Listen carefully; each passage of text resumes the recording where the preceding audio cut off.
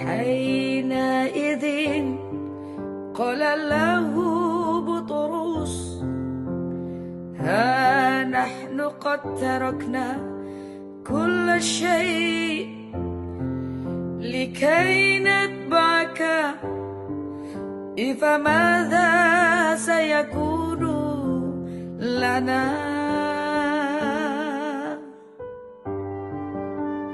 Dia bukan nama, bukan proper name, dia jadi berubah. Kalau nama itu nggak bisa berubah. Dikasih depan atau belakang dia tidak akan berubah. Itu. Nah, kata Allah ini bisa berubah, jadi dia bukan proper name. Gitu loh. Kalau dia misal nama siapa? Serafim. Kata Yesus. Yesus itu kan nama ya. Amin. Yesus. Liyasu, tetap Liyasu, gak akan berubah. Atau nama siapa? Lirai. Pak Lidara, Lirai. Lirai tetap gak bisa berubah. Gak akan berubah, itu nama. Itu nama. Kalau bukan nama, Alasan mereka apa itu, Bunda? Kalau begini, alasan mereka apa? Gak ada alasan. Alasan mereka kalau ditanya di alam kubur kan, man rob buka. Robbi Allah, kan gitu. Siapa nama Tuhanmu? Tuhanku Allah. Gelar pun bisa berubah. Gelar bisa berubah. Misal profesi guru, berubah bisa? Bisa. Murid, tilmiz, bisa berubah? Bisa. Tilmizuka, tilmizi, tilmizuhum, litalamiz, litilmiz, itu bisa berubah. Bisa berubah. Kalau itu yang namanya gelar profesi, itu bisa berubah. Kalau nama itu tidak akan pernah bisa berubah. Pembasmi kadrun tetap. Lah, ngapa tuh?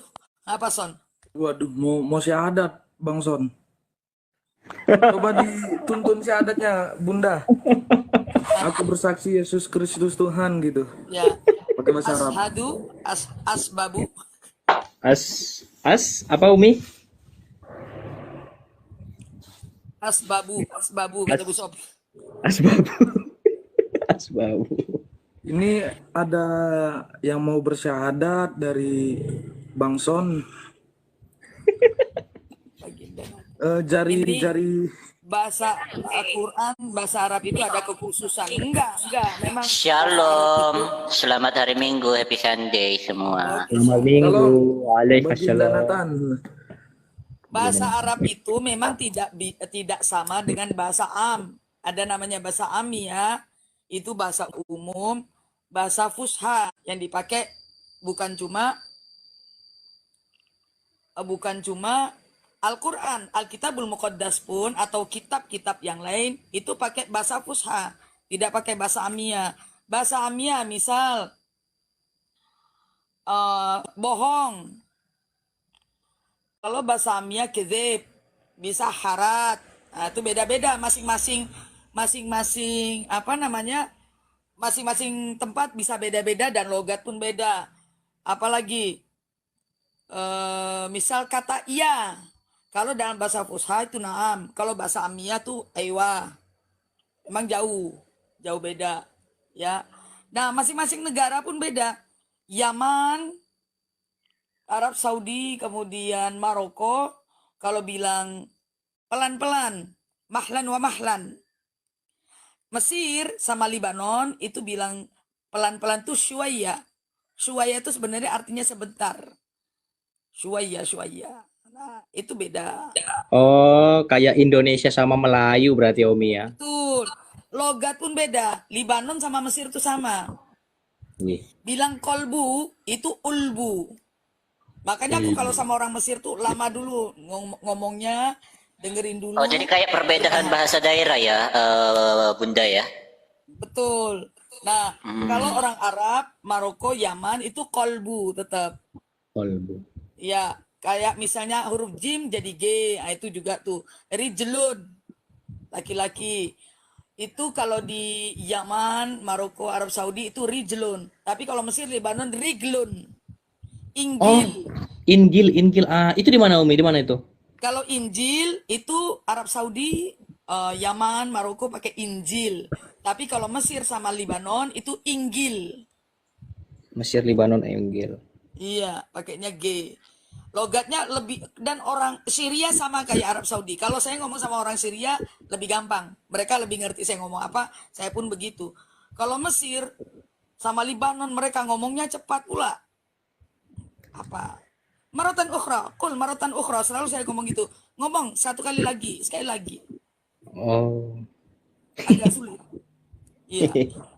Tapi begitu tahu mereka, oh fushanya fusa ini, ya mereka baru paham. Jadi saya jadi tahu Umi, kenapa saya tanya itu. Kalau Mesir dia Injil, masjid itu kan diambil dari kata masjid di Afrika. Nah, Betul. Mesir ini kan dia dekat ke Afrika. Masjid Betul, makanya menjadi masjid. orang Nah, Mesir itu nggak mau dibilang orang Arab, teman-teman. Nggak ya, mau. yang asli ya Umi Apalagi, ya. betul, apalagi yang masih orang-orang masih adat koptiknya masih kental. Nggak mau. Kamu orang Arab, Mesir bukan Arab, selalu begitu. Masya Allah. Nggak pernah mau mereka. Kipti ya, Kipti. Kami Mesir yang Mesir. Dulu Kipti kan, bukan sih? iya Kipti. Koptik itu kan artinya Mesir. Bahasa Firaun. Fir'aun. Itu nggak mau mereka dibilang orang Arab. Karena memang sejatinya mereka bukan Arab. Ya karena apa? Dulu kan pemaksaan kehendak dari ini, apa namanya? Ketika negara api menyerang, nah itulah sudah. Ketika Kan? negara api menyerang. Nah, menyerang orang-orang Koptik, Negara orang-orang api Mesir. negeri Konoha dong.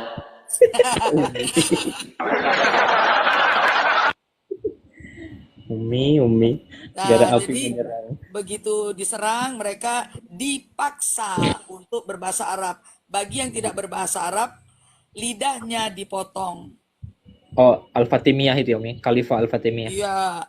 Dan akhirnya khalifahnya kan masuk Kristen. Jadi Iya. uskup Apabuna. Akhirnya juga dibunuh. Nah, ini apa teman-teman yang tentang kisah berpindahnya Gunung Al-Muqattam sekitar 3 km, jauh sekali ya. Betul. Itu di apa Pak Lidaran yang paham sekali nih. Nah, luar Beliau biasa udah sih. berkali-kali ke sana. Di VT saya pun ada. Saya juga punya tuh buku mengenai Gunung Mukatam itu. Luar biasa ya. Di VT Saya saya juga ada. Siapa yang nggak mau bahasa Arab, potong lidah. Ih, gila. Ya gitu. Wajib mu'alaf juga waktu itu pemu'alafan kan. Jadi mereka tuh caranya ya menikah dengan orang-orang di sana secara paksa. Kemudian dipaksa juga mu'alaf. Model-model begitulah. Akhirnya dulu kan hampir 90% mereka Koptik. Kristen Ortodok Koptik. Bunda, kalau nggak mau mualaf potong lidah. Sementara nabinya suka isap lidah. Bukan. Kalau nggak mau bahasa Arab. Oh, saya pikir kalau nggak mualaf. Juga dipaksa mu'alaf. Kalau nggak mau mu'alaf ya mati. Dibunuh. Cuma kalau nggak mau bahasa Arab potong lidah. Masalahnya nabi mereka kan suka isap lidah. Mungkin Masa harus lidahnya dipotong lidahnya? Gimana sih?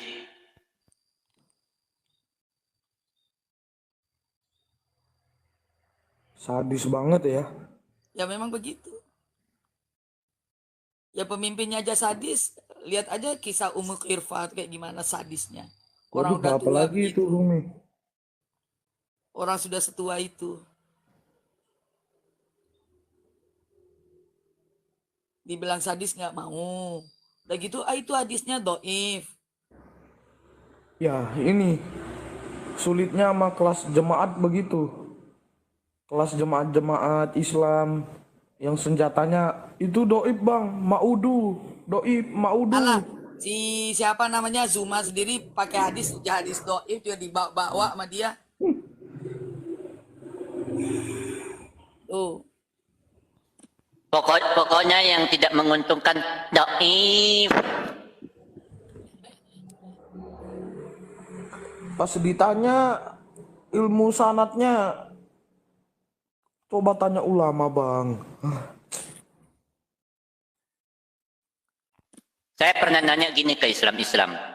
Waktu diskusi mengenai hadis, kan saya bawa hadis. Mereka bilang itu hadisnya doif. Saya tanya, kau ngerti ilmu tahrij hadis gak? Ternyata nggak ada yang paham. Udah banyak saya tanya itu ke Islam nggak ada yang paham mengenai ilmu tahrij hadis.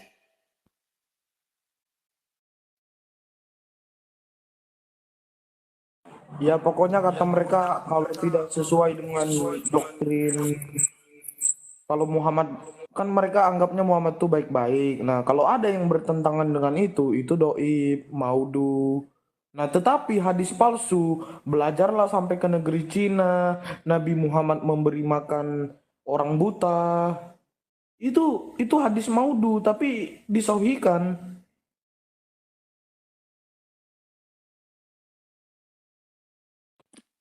Kenapa disohikan? Karena yang memberi makan orang buta itu kan masuk di dalam Al-Quran. Itu kan masuk di dalam Al-Quran. Yang memberi makan orang buta itu. Waduh, ngeri banget ini. Polisi Mesir tewas saat jinakkan bom di dekat gereja Koptik. Waduh, berita apa itu, Bang Son? Kau buka? Ini adalah sebuah berita sangat mengembirakan bagi kaum-kaum penyempurna. Rahmatan mil alamin. Nah, ini adalah sana itu di apa namanya? Di sana itu kayak sudah apa ya? Kayak sudah kebiasaan buat mereka itu setiap tahun bahkan setiap bulan tuh mesti ada aja yang martir, ada aja yang ditumbal. Entah itu diculik gak pulang-pulang. Itu kayak jadi agenda internasional ya. Yang di bumi hanguskan duluan tuh Koptik. Setiap bulan tuh mesti ada aja yang diculik kah, yang diapa kah. Gak tahu tuh kenapa agenda mereka tuh ke Koptik. Mungkin karena takut kebongkar ya, barangkali. Enggak, mau menunjukkan aja bahwa mereka mah eksis gitu loh. Itu sih. Enggak juga, Bu. Kalau saya lihat memang takut mereka kebongkar aja. Iya, itu juga benar itu. Kebongkar bahwa karena orang-orang Koptik yang ya rata-rata mereka tuh ya kan diculik, dipaksa masuk Islam.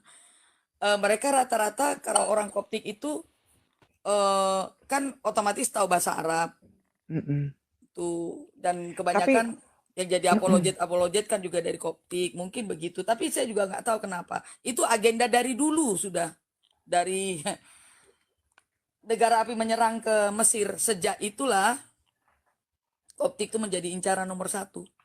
Iya, tapi Bunda, apa namanya? Ini aku tuh ya kalau sampai saat ini aku kalau runut ya, makanya nggak ada ajaran kebaikan tuh. Maaf ya buat yang di bawah ya, yang Islam. Coba kalian kritis sama agama kalian. Ada nggak sih sebenarnya ajaran kebaikannya? Kalau yang didengung-dengungkan kalian disuguhkan dengan kebaikan, tapi yang tertulis itu loh, karena ajaran dan hukumnya itu saya belum ketemu itu kebaikannya di mana. Itu dulu ya. Karena indikasinya ke ajaran-ajaran setan. Karena setan itu kan nggak mau satu bener. Setan itu nggak mau orang jujur. Ya. Terus setan itu nggak mau orang itu pinter. Itu ajaran setan begitu. Ya. Dari awal aja sudah tertulis bahwa anak-anak Adam Islam ya, saya bilang Islam karena itu hadisnya hadis Islam gitu ya, kita nggak pakai hadis. Anak Adam itu ya lahir sudah disentuh setan, itu pertama, itu awal gitu ya. Disentuh setan kecuali Miriam dan Isa. Berarti baginda termasuk kan, padahal itu perkataan baginda juga itu. Nah ya kan benar nggak? Siapa Son tahu kan itu? Iya. Iya, anak Adam dari lahir sudah disentuh setan. Terus turunnya wahyu, ya. Untuk yang pertama kali ada Jibril di Gua Hira. Tapi yang selanjutnya Jibril ada nggak? Jibril datang nggak? Kan nggak, ya. Justru ada yang tanya, bagaimana caranya wahyu itu turun? Muhammad kan bilang dengan berdentingnya lonceng. Nah, lonceng itu kan setan. Itu di hadis juga yang bilang bahwa lonceng itu setan. Jadi Berarti wahyu-wahyu selanjutnya itu memang setan. berarti Jibril Itu saya kata Muhammad loh. Bukan kita nanti kita tunjukkan semua itu. Kita runut aja dulu ini ya. Nanti kalau ada yang mau tanya tentang dalilnya di mana, silakan naik kalian ya. Kita ya. tunjukkan ya. Nah, makanya saya runut-runut. Ini memang Iya. benar ajaran benar apa ajaran setan ya kalau dirunut. Terus setelah itu kita lihat ya tentang wahyu turun itu seperti bunyi lonceng. Ternyata di hadis itu mengatakan bahwa lonceng itu apa? Setan. Ya. Terus kita lihat lagi, ajarannya benar-benar ajaran yang benar nggak sih? Contoh, ya kan? Mana ada ajaran kalau misalkan ajaran benar itu ya pasti sayangilah istrimu, jangan berbuat kasar. Itu ajaran benar, ya. Terus kalau ajaran benar nggak mungkin ya menggauli binatang itu diperbolehkan, itu bukan ajaran benar, itu ajaran setan. Ada hadisnya. Kalau ajaran benar ya, kenapa diperbolehkan menggauli mayat? Kalau ajaran benar, kenapa boleh incest ya, melakukan hubungan sama saudara? Banyak ajaran-ajaran nggak benar. Makanya ajaran benernya di mana? Tolong disebutkan sesuai dalil. Contoh ya, tentang wanita, hormatilah wanita. Jangan pukul, kasihi, nggak ada yang gitu-gitu. Ya, berilah maaf ya. Jangan menggunakan kekerasan. Kalau mereka nggak semua, perangilah orang yang kafir. Sampai kapanpun, sampai akhir zaman. Ya, atau Taubah 29 tuh udah jelas. Ayat itu sampai akhir zaman. Sampai hari kemudian. Itu makanya mereka nggak kritis loh. Karena disuguhkan dengan ceramah-ceramah yang indah-indah. Sementara yang tertulis tidak ada indahnya sama sekali. Dalil yang tertulis tidak seindah itu. Ya teman-teman. Ini ajaran apa ini? Ya. Oke, Ajaran lanjut teman-teman. laki-laki, Bu Aisyah, ajaran laki-laki. Mana tahan katanya.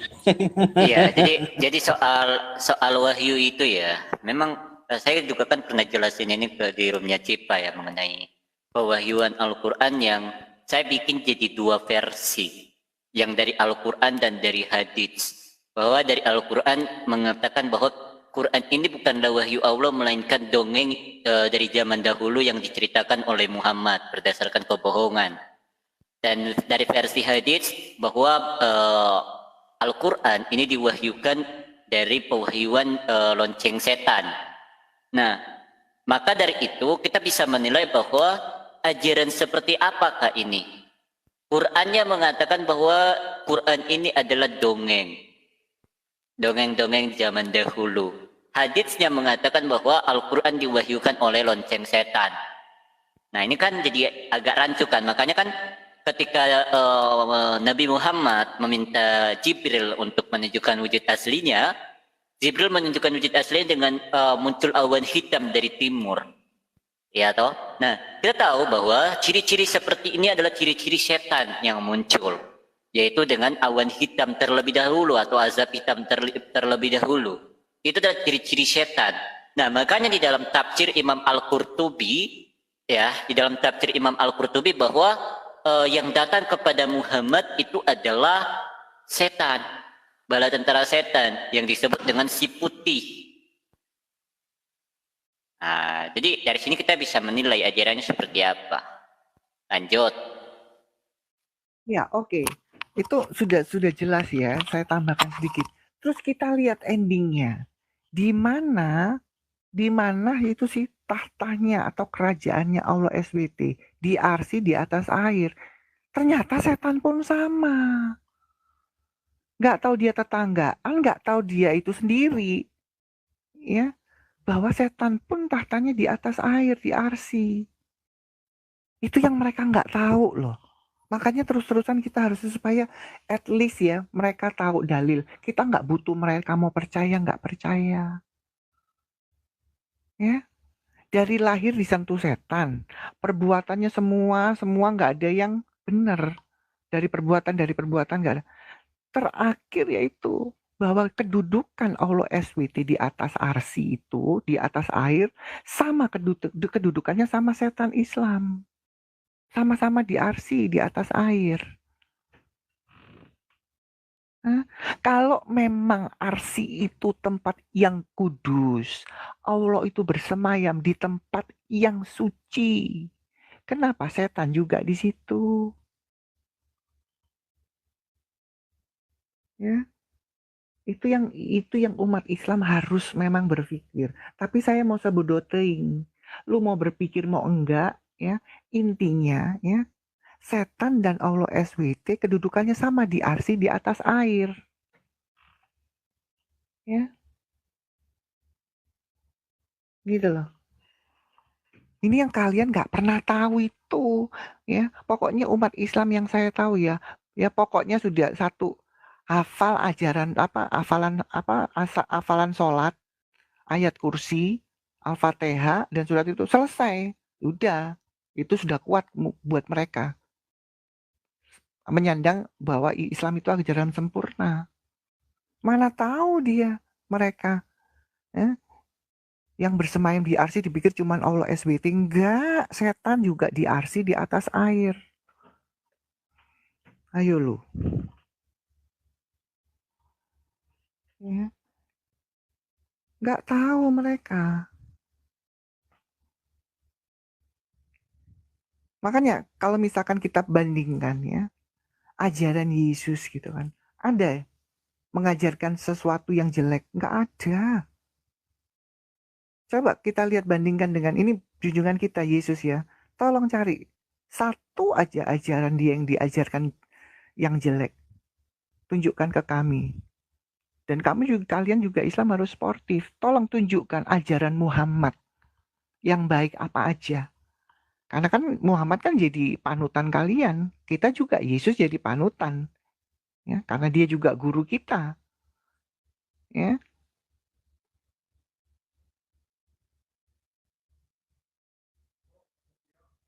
ada nggak? Ya, ajarannya apa? Ya, mengajarkan apa? Karena kelakuannya mengajarkan apa? Ya, menggauli anak di bawah umur. Dan itu dicontoh oleh Syekh Puji. Ya, dan dicontoh sama banyak orang-orang Arab sana. Apalagi yang mulia ajarannya selain menggauli itu? Memperbolehkan apa?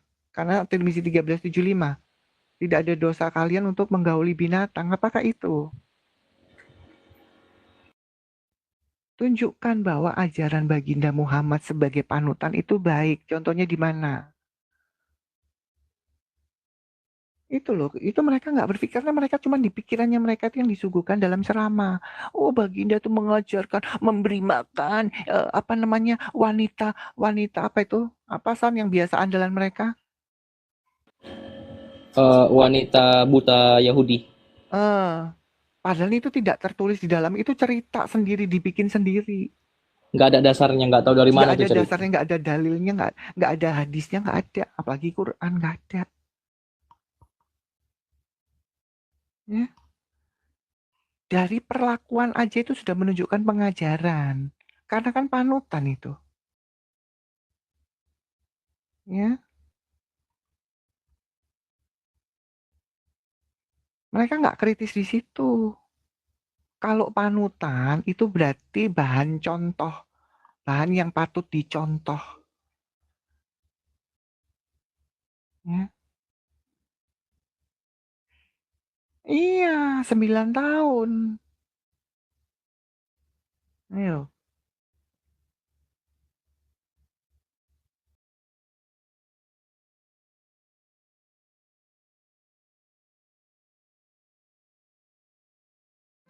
حينئذ قال له بطرس ها نحن قد تركنا كل شيء لكي نتبعك فماذا سيكون لنا